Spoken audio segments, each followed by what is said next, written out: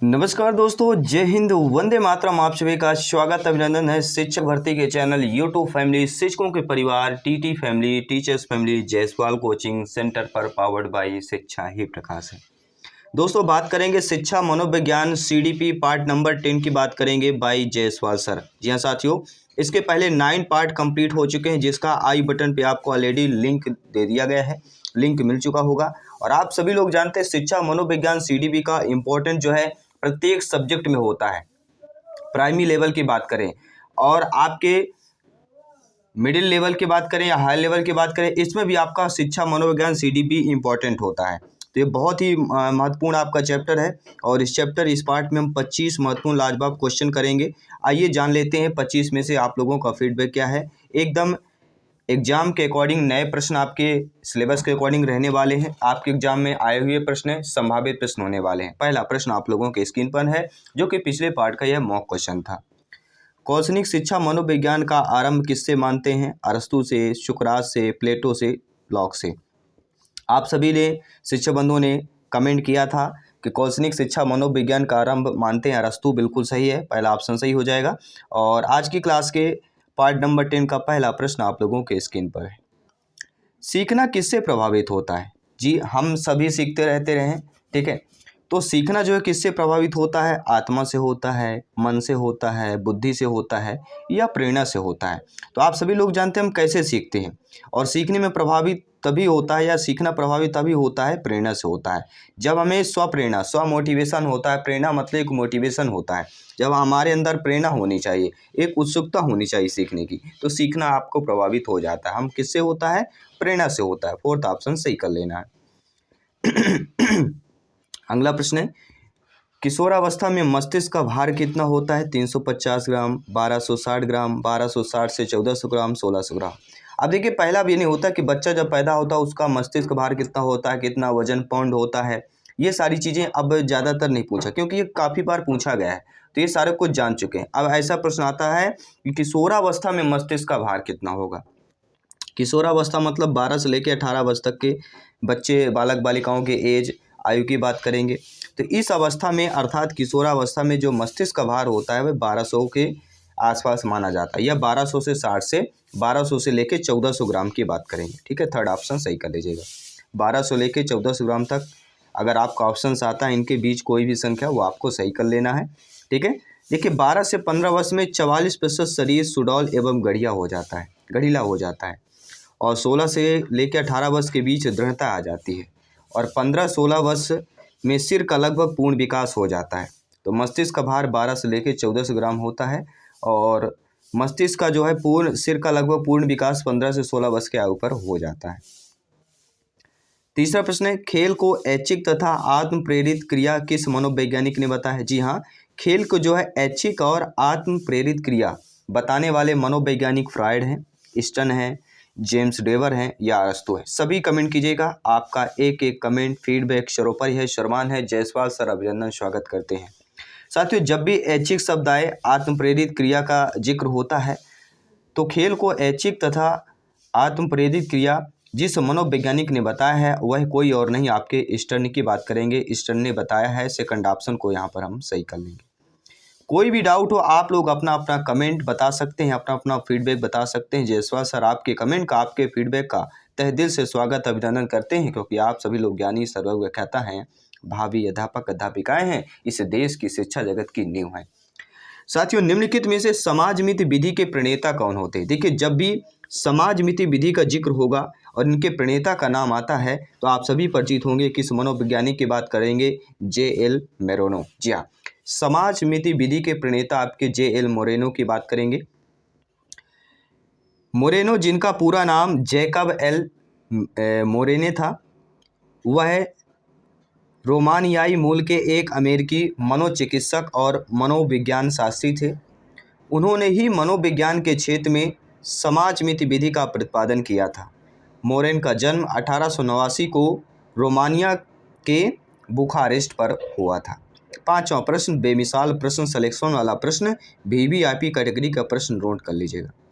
बालकों में खेलों से विकसित होने वाली जो शक्तियां होती हैं, शारीरिक हैं, मानसिक हैं, सामाजिक हैं, या ये सभी शक्तियां हैं, सभी बताइएगा। अपने मन तन दृढ़ शक्ति के द्वारा, अपने मन मस्तिष्क के सोच के द्वारा बताना है। जी हाँ, तो बालकों में खेल से विकसित होने वाली जो शक्तियाँ होती हैं, शारीरिक भी होती, मानसिक भी होती, सामाजिक भी होती, उपरोक्त सभी। क्योंकि बच्चा जब खेलता है तो शारीरिक रूप से भी हष्ट-पुष्ट होता है, मानसिक रूप से भी उसका हष्ट-पुष्ट होता है, स्वास्थ्य अच्छा होता है, और सामाजिक इसलिए होता है क्योंकि बच्चा अकेले तो खेल नहीं सकता है, और दोस्तों के साथ खेलेगा, टोली में, समूह में खेलेगा, तो समाज टोली में, ठीक है, तो समस्त बच्चे होते हैं, एरिया के बच्चे होते हैं, मोहल्ले के बच्चे होते हैं, ठीक है, तो क्या होता है, एक सामाजिक शक्ति के भी विकास होता है।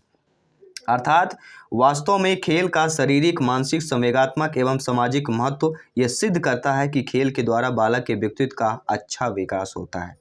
और नैतिक जैसे खेल कार्यक्रमों में बालक में आत्मनियंत्रण, ईमानदारी, सच्चाई, निष्पक्षता या सहयोग तथा सहनशील आदि गुण उत्पन्न होते हैं। ये सारे किस्से खेल माध्यम से ज़्यादातर होते हैं। छठा प्रश्न आप लोगों की स्क्रीन पर है। साथियों, अभी सभी लोग परिचित होंगे, मारिया मोंटेसरी पद्धति की बात करेंगे। मारिया मोंटेसरी पद्धति के नाम से जानी जाती हैं, और इन्हीं के नाम से यह पद्धति है। ठीक है, काफ़ी बार पूछा जाता है मोंटेसरी पद्धति के प्रतिपादक कौन है, जनक कौन है, मारिया मोंटेसरी है। तो इनमें जो है शिक्षा किस माध्यम से दी जाती है, गीतों के द्वारा, खेलों के द्वारा, उपहारों के द्वारा, या उपरोक्त सभी। देखिए, मारिया मोंटेसरी जो पद्धति है वह ज़्यादातर आपके खेल होता है, लेकिन यहाँ पर गीतों के द्वारा भी, उपहार के द्वारा भी दिया जाता है। उपरोक्त सभी ऑप्शन सही कर लेना है। ज़्यादातर खेल के माध्यम से, लेकिन ये सारे ऑप्शन आपके हैं, क्योंकि माध्यम पूछा गया, ये नहीं पूछा गया कि विशेष या, ठीक है, विशिष्ट, ऐसा कुछ नहीं पूछा गया, या सबसे अधिक महत्वपूर्ण, ये पूछा गया माध्यम, तो ये सारे माध्यम हो जाते हैं। मोंटेसरी पद्धति 2.5 से 6 वर्ष तक के बालकों हित प्रयोग में लाई जाने वाली एक पद्धति है, जिसका विकास 20वीं सदी के प्रारंभ में डॉक्टर मारिया मोंटेसरी द्वारा हुआ। रोम विश्वविद्यालय में मंदबुद्धि बालकों की चिकित्सा का कार्य करते हुए उनका ध्यान उक्त बालकों की शिक्षा की ओर गया। उन्होंने मोंटेसरी पद्धति का विकास किया, जो कि बाद में सामान्य बुद्धि बालकों की शिक्षा के लिए भी उपयोगी में फिर लाई गई। इस पद्धति पर चलाया जाने वाला पहला स्कूल अर्ध बर्बर श्रमिक बालकों के लिए आपके सेन लोरेंजो में 6 जनवरी 1907 को खुला। 1913 में प्रथम अंतर्राष्ट्रीय मोंटेसरी प्रशिक्षण पाठ्यक्रम का आयोजन हुआ, जिसमें आपके अमेरिका, अफ्रीका, भारत के कई यूरोपीय देशों के लोग भी सम्मिलित हुए। डॉक्टर मारिया मोंटेसरी स्वयं अपने दत्तक पुत्र मारियो मोंटेसरी के साथ जीवन भर इसके प्रसार में लगे रहे। ये प्रश्न आ सकता है कि मारिया मोंटेसरी के दत्तक पुत्र का नाम बताइए, तो मारियो मोंटेसरी हैं, जिनके साथ उन्होंने जीवन भर इसके प्रसार में लगी रही। मारिया मोंटेसरी पद्धति की बात करेंगे। अगला प्रश्न है, निम्नलिखित में से अधिगम का क्षेत्र नहीं होता है। देखिए, आप सभी लोग जानते हैं संज्ञानात्मक, भावात्मक, क्रियात्मक हो गया, लेकिन आध्यात्मिक नहीं होता है। ठीक है, अधिगम का क्षेत्र आध्यात्मिक रूप पर नहीं होता है। ब्लूम और इनके सहयोगियों ने अधिगम के स्तर के आधार पर शैक्षिक व्यवहार को सरल से जटिल में वर्गीकृत किया। अधिगम के अनुभवों के वांछनीय परिणाम, जिस प्रकार से व्यक्ति कुछ निर्देशात्मक गतिविधियों में भाग लेने के परिणाम स्वरूप कार्य करते हैं, सोचते हैं या महसूस करते हैं, उनको 3 क्षेत्रों के अर्थात संज्ञानात्मक, भावात्मक और मनोगत्यात्मक में वर्गीकृत किया जाता है। अधिगम को 3 क्षेत्र, संज्ञानात्मक अर्थात चिंतन, भावात्मक अर्थात भावना, और मनोगत्यात्मक अर्थात क्रियाशील के रूप में संदर्भित किया जाता है। हालांकि कई शोधकर्ताओं ने चौथे क्षेत्र को क्रियात्मक की पहचान दी है, लेकिन कुछ शोधकर्ताओं ने दी है, लेकिन यहाँ पर 3 की बात करेंगे। ठीक है, किसकी? संज्ञानात्मक, भावात्मक और मनोगत्यात्मक की बात करेंगे। अगला प्रश्न है, वह प्रथम मनोवैज्ञानिक, अमेरिकी मनोवैज्ञानिक जिसने पशुओं पर सर्वप्रथम प्रयोग किया। देखिए, जब भी अमेरिकी मनोवैज्ञानिक का जिक्र होता है, थॉर्नडाइक का नाम सर्वोपरि ही आ जाता है, सभी परिचित होंगे। ठीक है, थर्ड ऑप्शन यहाँ पे सही कर लेना है। अगला प्रश्न है, अधिगम के लिए प्रथम शर्त क्या होता है? कि सीखने वाले अभिप्रेरणा, सीखने वाले का मानसिक स्तर, सीखने वाले की बुद्धि, सीखने वाले की अभिवृत्ति। आप देखिए, हम सभी लोग सीखते हैं, हमेशा जीवन में, जब भर जीवन है, कुछ न कुछ सीखते रहते हैं। ठीक है, तो अधिगम के लिए प्रथम शर्त यही होता है कि सीखने वाले में अभिप्रेरणा होनी चाहिए। हमें सीखने के लिए स्वयं मोटिवेशन होना चाहिए, अंदर एक दृढ़ इच्छा शक्ति होनी चाहिए। ठीक है, तो अधिगम के लिए प्रथम शर्त यही होता है कि सीखने वाले में अभिप्रेरणा होती या अभिप्रेरणा होनी चाहिए। अगला प्रश्न स्क्रीन पर है, गेस्टाल्ट के सिद्धांत का शिक्षा में क्या अनुप्रयोग होता है? तो गेस्टाल्ट के सिद्धांत का जो शिक्षा में अनुप्रयोग होता है, वह इस चीज़ का स्पष्ट संगठन भी होता है। अधिगम स्तर के अनुकमल परिस्थितियों का निर्माण भी होता है, स्वक्रिया द्वारा खोज हेतु प्रोत्साहन भी होता है, अर्थात ये सभी होते हैं। उपरोक्त सभी ऑप्शन आप लोगों का सही हो जाएगा। जी हाँ, सभी कमेंट कीजिएगा मेरे प्यारे प्यारे भाइयों के, प्यारी प्यारी बहनें, गृहिणी। जी हाँ, सभी मित्रों को जय हिंद, वंदे मातरम, इंकलाब जिंदाबाद। एग्जाम को फतेह करना है, आपका एक एक कमेंट फीडबैक सर्वोपरि है, सर्वमान्य है। अगला प्रश्न आपके स्क्रीन पर आ चुका है साथियों। सक्रिय अनुबंधन का निम्नलिखित में से शिक्षा में कौन सा अनुप्रयोग नहीं होता है? निगेटिव नकारात्मक प्रश्न ध्यान दीजिएगा। पहले हम बात करें क्या क्या प्रयोग होता है। देखिए, व्यवहार को अपेक्षित रूप देना, मन स्थापी बालकों के प्रशिक्षण में, ठीक है, लेकिन व्यवहार को अपेक्षित रूप देना यह सक्रिय अनुबंधन का शिक्षा में अनुप्रयोग नहीं होता। इसलिए हमारा according to question third option सही हो जाएगा। नो डाउट आप सभी लोग आई होप समझ गए होंगे, सभी फीडबैक कीजिएगा। साथियों, एक आदर्श अध्यापक में पाए जाने वाला जो गुण होता है वह लोकतंत्रात्मक दृष्टिकोण होता है, विषय वस्तु पर अधिकार होता है, बाल मनोविज्ञान का ज्ञान होता है, या ये सभी होते हैं। देखिए, एक आदर्श अध्यापक में आप सभी लोग एक आदर्श अध्यापक अध्यापिका बनना चाहते हैं। हमारे सपने होते हैं, जब भी टेट एग्जाम डीएड बीएड करते हैं तो सपना एक ही होता है, शिक्षक बनना, गवर्नमेंट टीचर बनना। तो एक आदर्श अध्यापक में पाए जाने वाला जो गुण होता है वह लोकतंत्रात्मक दृष्टिकोण होता है, विषय वस्तु पर अधिकार भी होता है अपने अपने विषय वस्तु पर, और बाल मनोविज्ञान का ज्ञान, ये बहुत ही जरूरी है, अर्थात ये सभी फोर्थ ऑप्शन सही कर लेंगे। अगला प्रश्न है, चिंतन संज्ञानात्मक पक्ष में एक मानसिक क्रिया है, यह कथन किसका है? आप सभी परिचित होंगे, ये रास का है। जी हाँ, चिंतन संज्ञानात्मक पक्ष में एक मानसिक क्रिया है, यह कथन किसका है? रास महोदय जी का है, नोट कर लेना है। चिंतन, जिसे संज्ञान के रूप में भी जाना जाता है, जानकारी को संसाधित करना, ध्यान रखना, यादों को संग्रहित करना और पुनः प्राप्त करने और उपयुक्त प्रतिक्रियाओं और कार्यों का चयन करने की क्षमता को यह संदर्भित करता है, अर्थात चिंतन में कई अलग अलग पहलू भी शामिल हो सकते हैं। अगला प्रश्न स्क्रीन पर है। यह आवश्यक नहीं है कि उच्च बुद्धि लब्ध वाले बच्चे भी उच्च होते हैं। किसमें आवश्यक नहीं? सृजनशीलता में। जी हाँ, ये आवश्यक नहीं कि उच्च बुद्धि लब्ध वाले सृजनशीलता में भी उच्च होंगे। ऐसा नहीं कि बुद्धि लब्ध उनके 120 है, ठीक है, या कह सकते हैं 130 है, तो ऐसा नहीं कि वह सृजनशील में ही आएंगे, ठीक है। तो बुद्धि लब्ध उच्च हो जाएं तो सृजनशीलता में भी उच्च नहीं हो सकते हैं, यह आवश्यक नहीं है। पहला ऑप्शन सही कर लेना है। अगला है, अहम निर्देशित होता है। देखिए, अहम, पराहम, ईगो, ईगो, सुपर ईगो आपने पढ़ा होगा, ठीक है। इनसे जरूर आपके पता है, शिक्षक भर्ती में 1 या 2 प्रश्न पूछ लिया जाता है, ठीक है। तो ये टॉपिक जरूर क्लियर कर लीजिएगा। तो अहम जो निर्देशित होता है वह वास्तविकता सिद्धांत द्वारा होता है। सेकंड ऑप्शन यहाँ पे सही हो जाएगा। अगला प्रश्न है, मनोवैज्ञानिकों के अनुसार निम्नलिखित में से किस विधि द्वारा मूल प्रवृत्तियों में परिवर्तन लाया जा सकता है? सह संबंध की बात करेंगे, मार्गांतरीकरण की बात करेंगे, विलयन की बात करेंगे, नवीनीकरण की बात करेंगे। जी हाँ, सभी कमेंट कीजिएगा मेरे प्यारे प्यारे भाई बहन, ब्रदर सिस्टर्स, टीचर्स, गृहिणी, सभी कमेंट कीजिएगा। साथियों, मनोवैज्ञानिकों के अनुसार निम्नलिखित में से ऐसी विधि द्वारा या ऐसी विधि कौन सी है जिनमें मूल प्रवृत्तियों में परिवर्तन लाया जा सकता है? और वह कोई नहीं, वह आपका मार्गांतरीकरण की बात करेंगे। सेकंड ऑप्शन सही हो जाएगा। बाकी कोई भी डाउट हो, नीचे कमेंट बॉक्स बना हुआ है, फटाफट अंदाज में कमेंट करें, ठीक है। अपना ओपिनियन फीडबैक सभी को शेयर करें। साथियों, खिलौने की आयु कहा जाता है, सभी जानते हैं बाल्यावस्था को जो है खिलौने की आयु कहा जाता है, लेकिन बाल्यावस्था में दो आपके कह सकते हैं उप बाल्यावस्था 2 होते हैं, एक पूर्व बाल्यावस्था, एक उत्तर बाल्यावस्था। तो खिलौने की आयु को कहा जाए तो पूर्व बाल्यावस्था को कहा जाता है, ठीक है, अर्थात 6 से लेकर 9 वर्ष तक की अवस्था। सेकंड ऑप्शन सही हो जाएगा। आइए बात करते हैं अगले प्रश्न की। अगला प्रश्न आप लोगों के स्क्रीन पर है। साथियों, निम्नलिखित में से कौन सा एक माध्यमिक विद्यालय की कक्ष में शिक्षक की भूमिका का सर्वोत्तम उचित वर्णन करता है? मान लीजिए आपकी नियुक्त होती है, आप लोग माध्यमिक विद्यालय के कक्ष में शिक्षक की भूमिका अदा कर रहे हैं, तो उसकी जो है भूमिका जो है उसका सर्वोत्तम या उचित वर्णन कौन सा ऑप्शन कर रहा है, ये आपको बताना है। यह चर्चाओं के अवसर उपलब्ध कराकर।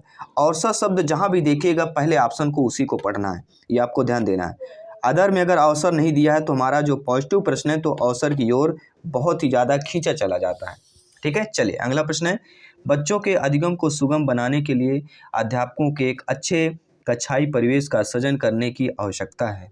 इस प्रकार के अधिगम परिवेश बनाने के लिए दिए गए कथनों में से कौन सा कथन सत्य नहीं होगा। तो पहले हमें ये जानना होगा कि कौन सा कथन सत्य होगा। देखिए, बच्चों की स्वीकृति, शिक्षक का सकारात्मक रुख, ये हमारे सत्य हैं। लेकिन शिक्षकों के अनुसार कार्य करना, ये बच्चों के अधिगम को सुगम बनाने के लिए अध्यापकों के एक अच्छे कक्षाई परिवेश का सृजन की आवश्यकता है। लेकिन इस प्रकार में अधिगम परिवेश बनाना नहीं है कि शिक्षकों के अनुसार ही कार्य करना।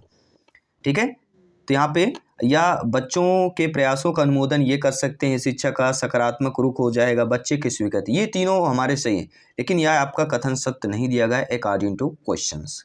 आइए बात करेंगे अगले प्रश्न की। 20 नंबर प्रश्न है और इसके बाद 5 बेमिसाल लाजवाब प्रश्न और करने वाले हैं। ये टॉप 25 के यह क्लास है, आपकी क्वेश्चनों की क्लास है, प्रश्नों की क्लास है।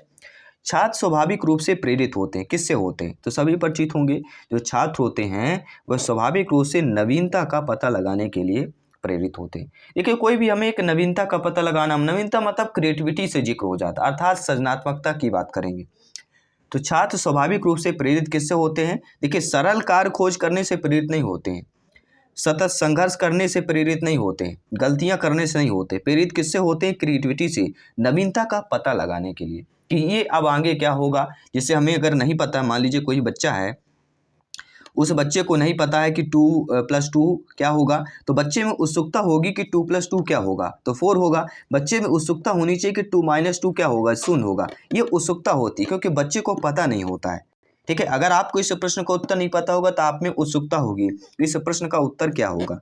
ठीक है, आई होप आप समझ गए होंगे। बात करेंगे अगले प्रश्न की। साथियों, निम्न में से खाली स्थान को छोड़कर सभी बुद्धिमत्ता परीक्षण के उदाहरण हैं। स्टैनफोर्ड बिने, वेस्लर बिने, बेल स्केस या रोसार्क परीक्षण। देखिए, रोसा शाही धब्बा परीक्षण आपने पढ़ा ही होगा। ठीक है, तो इनमें से किसको छोड़कर सभी बुद्धिमत्ता परीक्षण के उदाहरण हैं? तो आपके बेल स्केल्स, जी हाँ, थर्ड ऑप्शन को छोड़कर ये सारे आपके जो दिए गए हैं, स्टैनफोर्ड बिने परीक्षण, वेस्लर बिने, ठीक है, रोसार्क परीक्षण की बात करेंगे, ये तीनों हमारे बुद्धिमत्ता के परीक्षण से उदाहरण है, एग्जाम्पल है, संबंधित है।